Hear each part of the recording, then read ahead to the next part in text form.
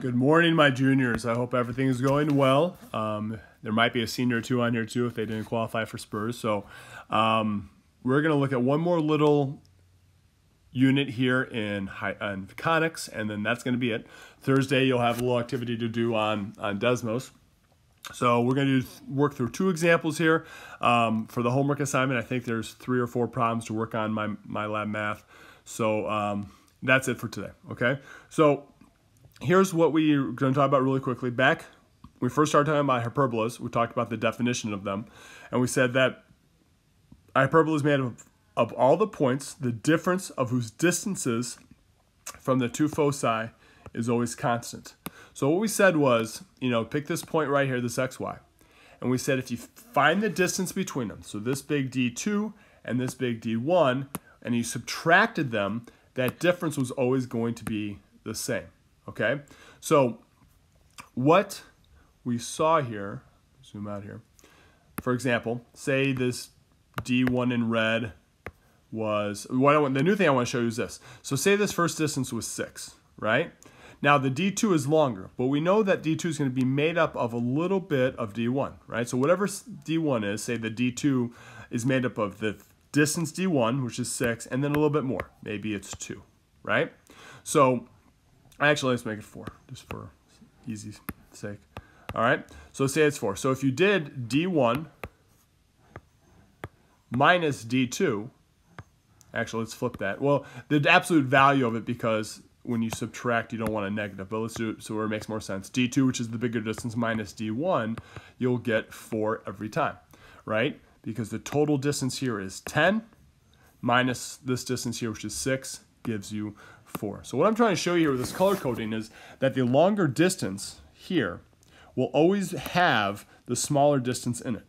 And however much you have left over is always going to be a constant, 4. So even if you pick a point way out here, right, and you find the distance there and you find the distance there, right? Say this is 100. Well, you're going to have maybe up to this point is going to be 100, and then you're going to have 4 more. So this total distance of this long side is going to be 104, and the total distance of the short side is 100. The difference is always the same. In this case, we just picked 4 out of thin air. All right, so there's a reason for this, okay? The reason I'm reviewing this. If we were in class, I would give you guys a few minutes to try to actually find that distance, that common difference in terms of A, B, and C. All right, so I would let you struggle with a little bit, but here's what we eventually, with your teammates, you'd struggle. Here's what eventually I want you to see. The easiest place to put the point is right there on the transverse axis, okay? So now let's think about what we know. Now, you know the distance from the center to the focus there is C, right? We know the distance from the center to the vertex, which is right there, on the side there, is A, okay? So right away, if we think about the distance from this point to one focus, right? So the distance from this point, no, I don't want to really erase center. The distance from this point down to the first focus here, center, there's my center, there. So the distance from this point to this focus here is A plus C, okay? Now, the other distance, remember, we want to try to find the distance from here to here, from the point to the other focus. Well, think about this. We know this distance, again, is C, from the center to the focus. We know that this distance here, from the center to the vertex, is A. So if I wanted to find this little distance here, this leftover distance, it'd be the C minus A, right? The big distance minus this little small distance. So that means this guy here is C minus A. All right. So the two distances from a point on the hyperbola from that point to one focus and the distance from that point to the other focus are these two distances here. The C minus A we had here and the A plus C we had there. Now, remember for a hyperbola, we want to subtract those two. A plus C is the bigger distance, so I'm going to take that A plus C. That A plus C was like this 10 here, right, the longer side. And I want to subtract the smaller distance, which is C minus A. That C minus A was like the 6, the smaller distance. Now, I'm just using A, B's, and C's here. If I clean this up a little bit, A plus C stays. I have to take this negative and distribute it in. Negative C plus A. The C's cancel out, and I get 2A. All right. So whatever that common difference is, if I go back to this example, remember how that common difference was 4 between the long side, the one distance here and the other distance here? When I subtract them, I get 4. That's helpful because now I know that 4 is the same as 2A, and I know A is 2. Now this is the same A we're talking about in our equation. That's the A that takes us from the center to the vertex. Okay? So there is a way to find that, and that A is going to be helpful in our applications. All right. So check this out. This is one of the facts about hyperbolas we're going to use. If two cannons are fired at a point S and M, right? So there's S, there's M. The sound waves from these two cannon shot would intersect in the shapes of hyperbolas. So what happens here is, the cannon shot at S starts sending out sound. And if you've seen sound signals or sound waves, they go out in concentric circles. Same thing here at M. The cannon goes off there, sound waves will start going out. Now, depending upon when they're shot off, right, the intersection of these sound waves, if you see, you kind of trace a curve there. You got one there. I don't know if I can click it here on the... Oh, there it goes. Well, you can kind of see it. Those make my hyperbolas. All right. So this is a concept that they used to pinpoint lightning strikes, and like on the Weather Channel and stuff. And here's how we're gonna use it. We're just gonna kind of introduce it, and you do an example here. So suppose that two people are standing 1 mile apart, and they see a flash of lightning. Now this is an aerial view. So imagine we're looking down on a map from the sky. So two people, A and B, here's A, here's B, are 1 mile apart, and they see a flash of lightning. Now, to simplify this problem, we're going to say that this flash of lightning is directly north of person A, and it says that somewhere later in the problem. After a period of time, the person standing at point A hears the thunder, and that makes sense, right? Because if the lightning goes off here, person A is going to hear it before person B. Light travels faster than sound, so if you're closer, you're going to hear it first. So person A hears it first. 1 second later, reading it up here, 1 second later, the person standing at point B hears the thunder. If the person at point B is due west of the person at point A, and the lightning strike is known to occur due north of the person at point A, at standing A, where did the lightning strike? Okay, so again, we're simplifying this by making the people on a perfectly east-west line, and we're making it that the lightning struck straight due north of person A. Okay, so here's the cool concept I want you to get used to. Is the fact that when this sound started, well, first let's talk about this, sorry. If these guys are a mile apart, right? Remember with our applications of ellipses and hyperbolas, ellipses and parabolas, it's always easiest to put the center at 0, 0. So that's what I've done here.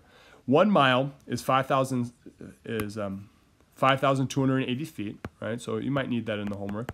1 mile equals 5,280 feet.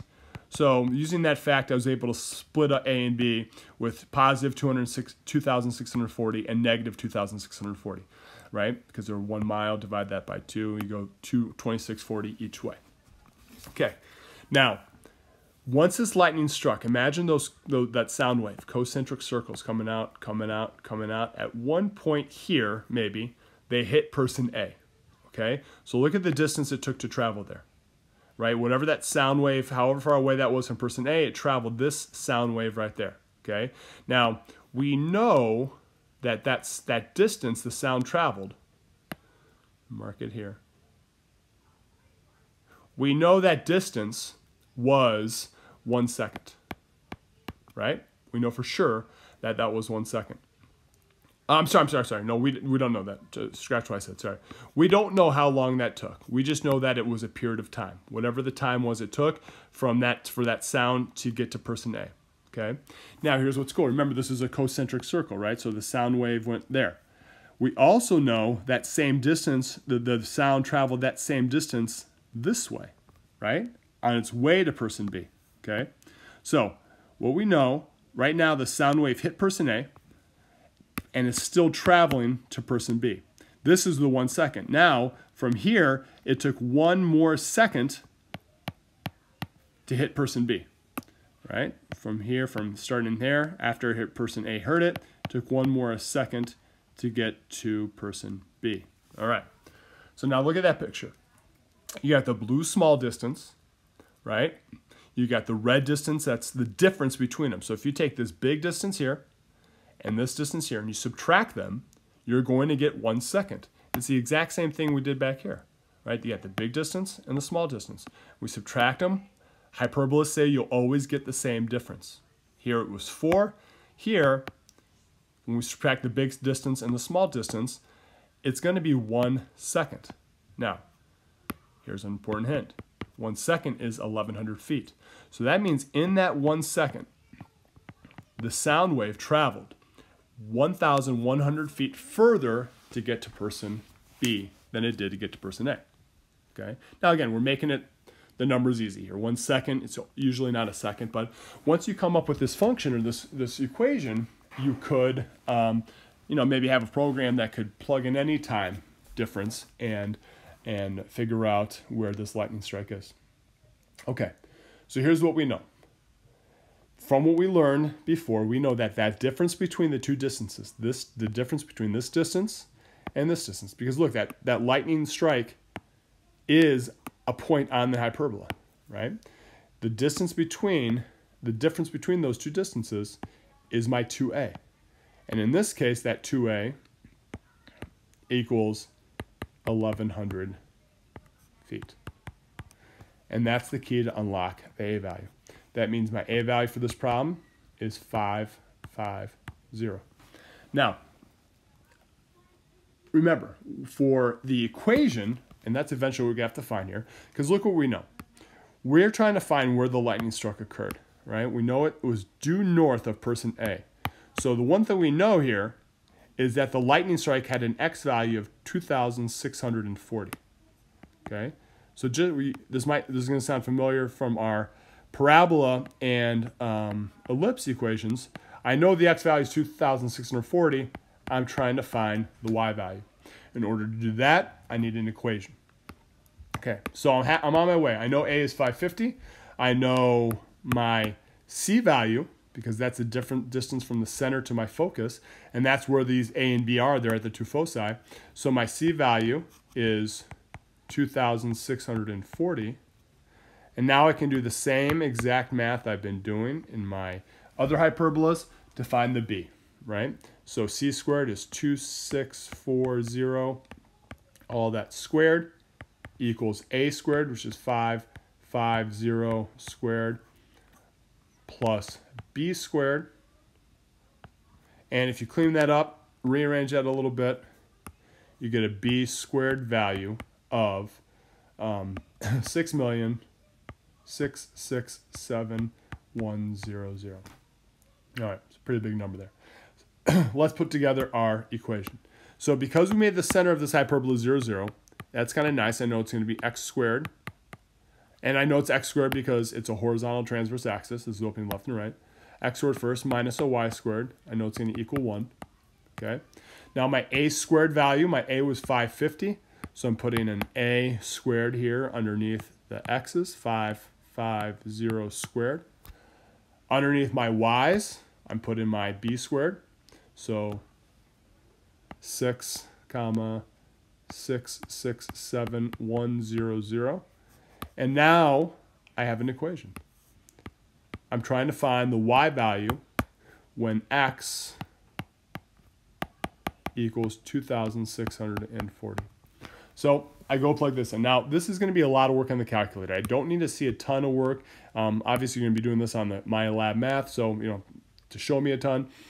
When I plug in x here, I get 2,640 squared over 550 squared minus y is what I'm looking for. So y squared and 6,667,100 equals 1, right? So what I'm going to do on my calculator, I'm going to type this big fraction in, see what I get. Once I get that fraction, I'm going to subtract it over. So I'd get 1 minus whatever that big fraction is, okay? So I'll show you, a few steps here. So I get a negative y squared over 6,667,100 100 equals 1 minus that big fraction, 264 squared over 550 squared, okay? So you're going to get a negative number there. That will cancel out with that negative number, right? Then if you multiply both sides by the 6 million and then square root it by the, because it's y squared, you should be able to get a y value of, I don't remember if it's an exact number or an approximate number, so we'll put approximate, of 12,122 feet, all right? So again, all that works mostly in the calculator. To summarize it, you would say something like this: lightning struck 12,122, it's pretty messy, 22 feet north of person A. Of A. All right. So there we go. All right, let's do one more application here of hyperbolas. This one's a little more straightforward. I think that last one's a little weirder, but look back at the example if you need to. If always stop by my office hour if it's giving you a hard time. Okay, so this one's a little bit different. The hardest part of this one's probably just setting up the picture and identifying everything we're being given. So it says nuclear power plants are in the shape of a hyperboloid. That's just like our paraboloid of revolution. If you cut these kind of cross section here of these cooling towers, you kind of see, you do see on the hyperbola.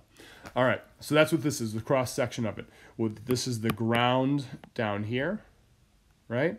And the top is up here. All right. So here's what we know. It says, suppose such a cooling tower has a base diameter of 200 feet. So this base diameter, 200 all the way across, that means this point right here, again, center's at 0, 0, right? If you can make that happen, that always makes it a little easier. So if the base diameter is 200, I know that this is 100 feet to the right. It says, and the radius at its narrowest point, 180 feet above the ground, is 50. Okay, so there's two things there. Let's go to the radius, being 50. The narrowest point is right here, okay? The radius is 50, meaning that I go out here 50 feet. Now, the y value, that's 0 because it's on my x-axis, okay? So small. Now, be careful. I've already flipped it back and forth. One thing it gave me was a diameter. The other thing it gave me was a radius. So read carefully. Diameter is all the way across. You have to divide it by 2. Radius is here, so you just use what you got. Now it says that's 180 feet above the ground. So that means if this is the ground, it's 180 feet up to that narrowest point. Now that 180 helps me because now if I go down from there, it's still 180, that gives me the y value, negative 180, at that point down there. Okay, it's got to be negative because the x-axis isn't the ground. The x-axis is the middle of this hyperboloid. If the radius at the top is 75 feet, so now I'm coming back up here to the top. I know the radius is 75, so the x value there is 75. How tall is the tower? I'm looking for a y value. Now, if I can find the y value at the tip top right point here, I can add that to 180 to find the total height of the tower. Okay, so this is a different way to find a missing value. I'm not using the c squared equals a squared plus b squared equation. What I'm going to do here is set up a little bit different equation. I'm going to think about this. I know x squared over a squared minus y squared over b squared equals 1, right? That's the standard form. For a hyperbola, I put the center here at 0, 0, so I don't need any h's and k's. Okay, now think about all the values you know. You know an a value. Distance from the center to the vertex there is 50. I don't know the b squared. But what you do know is an xy value on this hyperbola right there. And that's what you're going to plug in there, and you'll only have one missing variable. Okay, so here's what the setup looks like. I'm going to take my equation. The x I know is, let me zoom in here a little bit. Well, that's okay. The x I know is 100 squared over the a value, which is 50, squared minus the y value is negative 180 squared over the b value, which I don't know, so I put b squared. Now, solving this is very similar to the last example, all on your calculator. So the nice thing, though, is if you type 100 squared divided by 50 squared, you actually just get 4. So it's a little easier to deal with. Minus negative 180 squared over b squared equals 1. So if I subtract the 3 over, that's actually going to cancel out with, I'm going to get a negative 3 here, which reduces, well, not reduces, but I get a negative on both sides, so I can multiply both sides by negative. And then from there, if I cross multiply both sides by b squared, I get 3b squared equals negative 180 squared. If I divide by 3, I get a b squared of 10,800.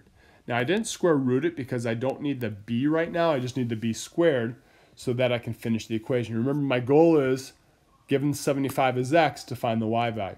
Okay? So now let's go finish the equation.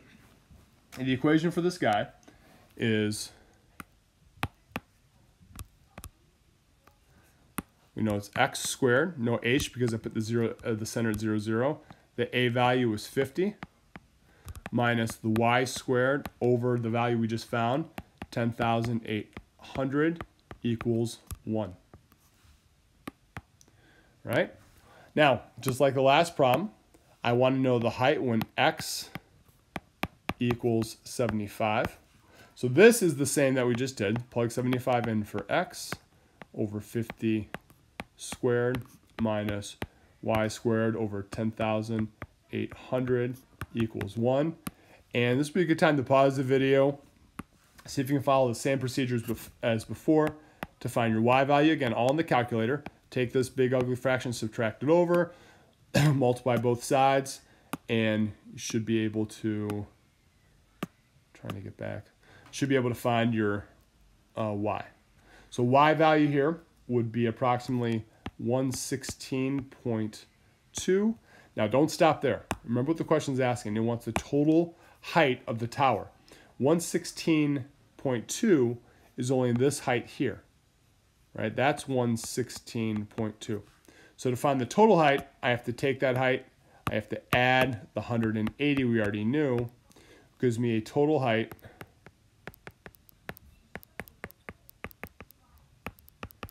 of approximately 296.2 feet. All right. So that's it. Second application of these hyperbolas. All right, that's it. Your homework is on the computer on Pearson. It's called Applications of Hyperbolas. As always, if you have any questions, shoot me an email or send